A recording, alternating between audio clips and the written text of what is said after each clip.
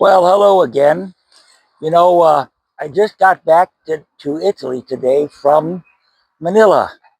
And in Manila, I wasn't doing any videos because it was 34 degrees. It was so hot outside, I just didn't feel in the mood.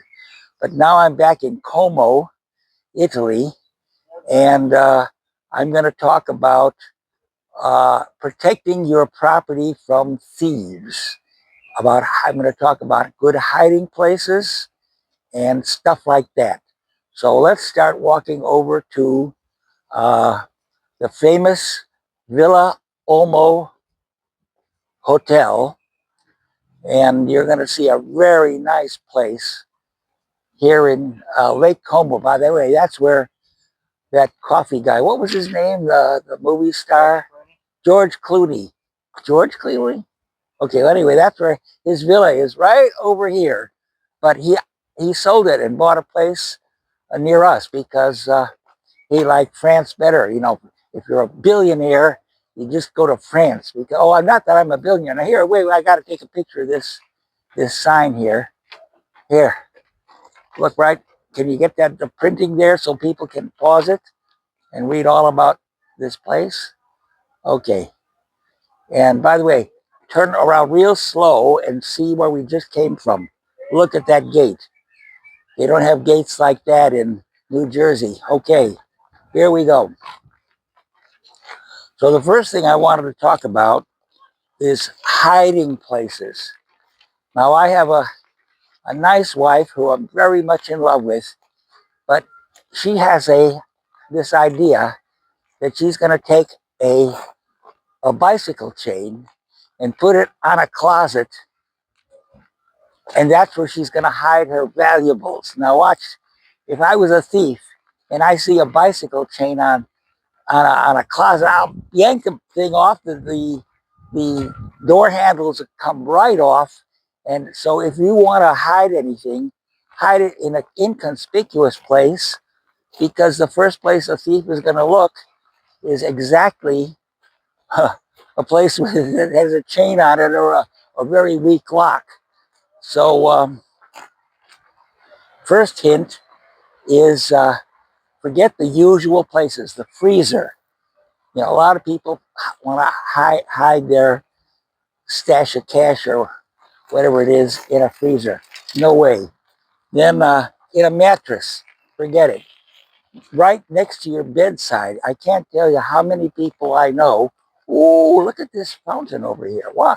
I'm just going to turn around and we're going to see this fountain. Let's go look at it more closely.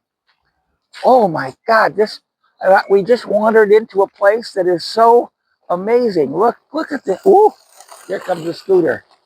Look at this guy. I wonder if that's the famous William Tell or something. But anyway, wow. Look at all these statues. I've never been here before.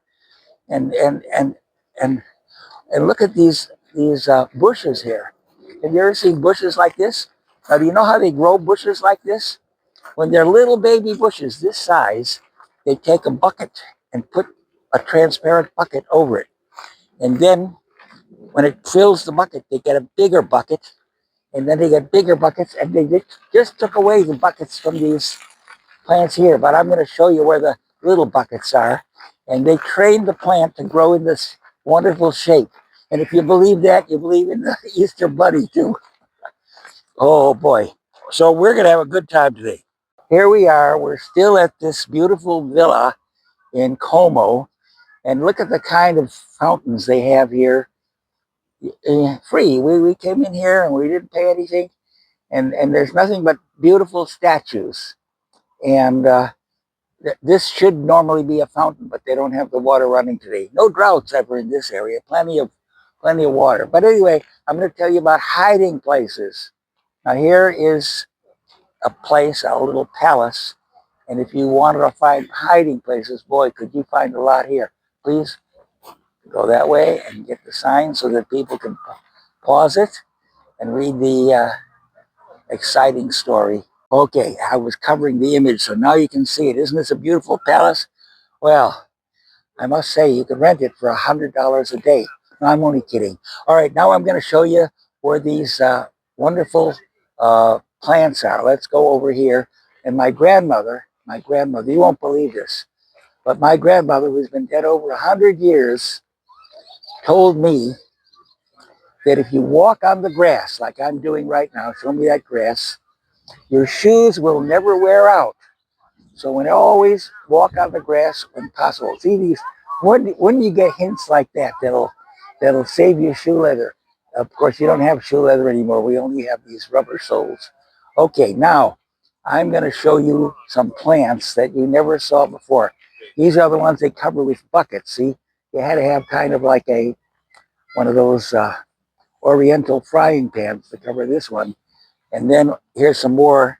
And now, supposing I wanted to hide something, okay? Now the problem is if you go to the beach and you just hide in the sand, there's no marker. But if you would dig down here underneath this thing, you'd always remember it's the third, one, two, three, fourth bush. See? The fourth bush, and you dug a hole, and that's where you buried your gold coins. Now the problem is you don't want anybody to see you doing it. And this park is full of people. So if you buried something, the next thing you know, somebody would be digging it up. But the point is, burying something with a marker is not a bad place to hide. Now, under your carpet or under your mattress, no way, because the carpet will usually show a little bump, and the burglars look for those little bumps. They will also, if they're in your apartment, though, lift up the mattress, and everybody knows you hide money under the mattress, so you don't want to do that.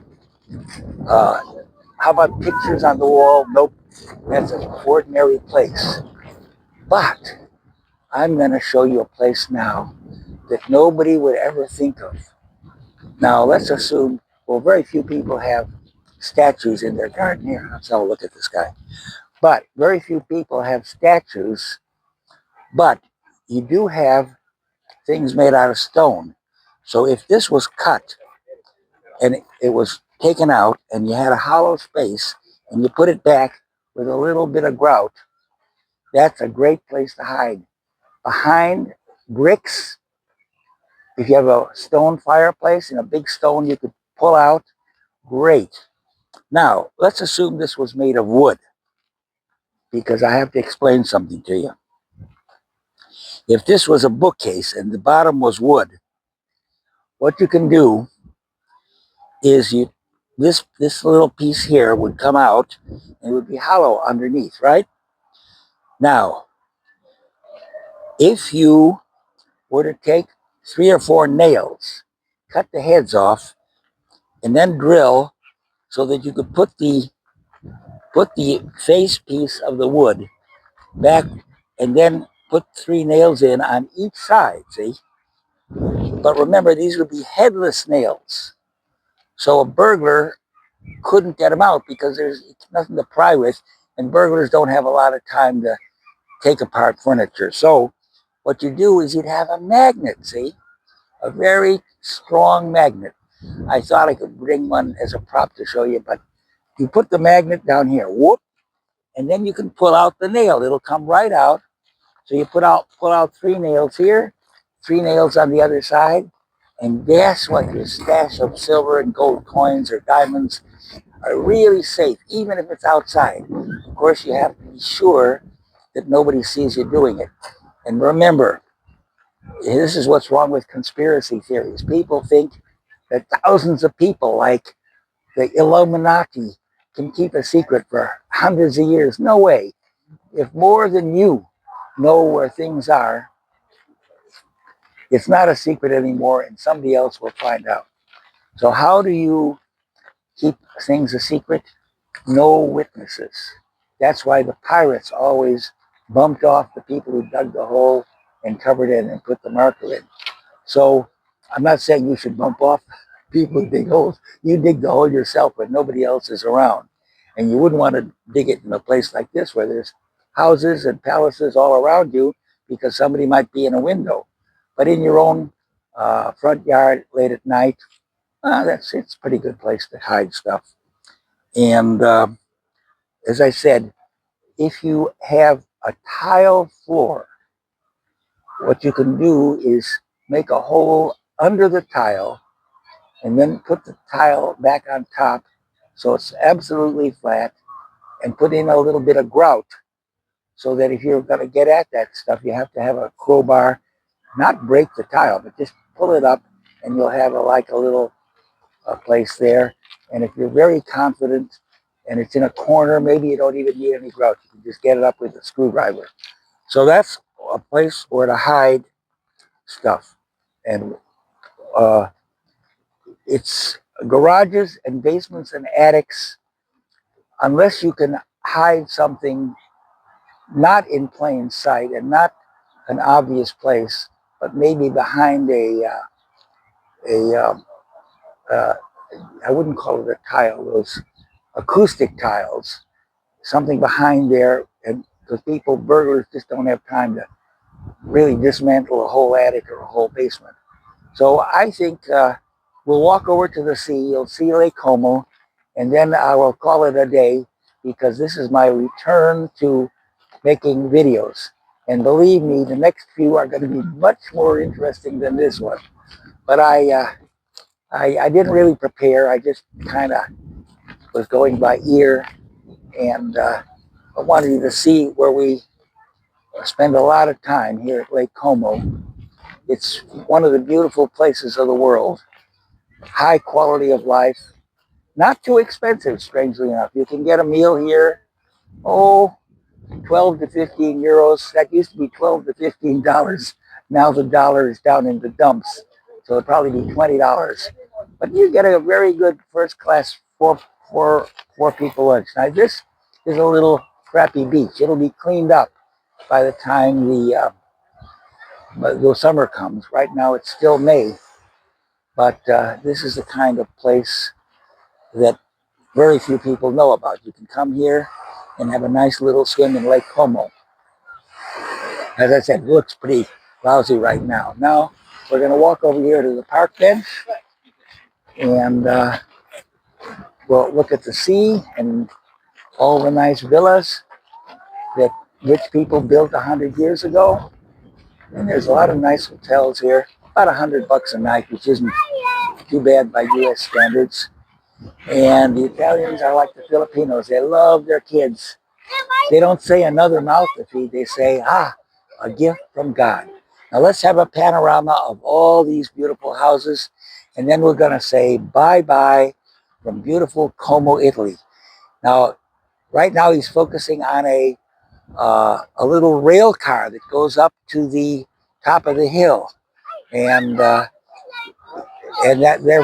a lot of fun to take those little rail cars. There's almost always a first class restaurant on the top of the hill. And that's about it.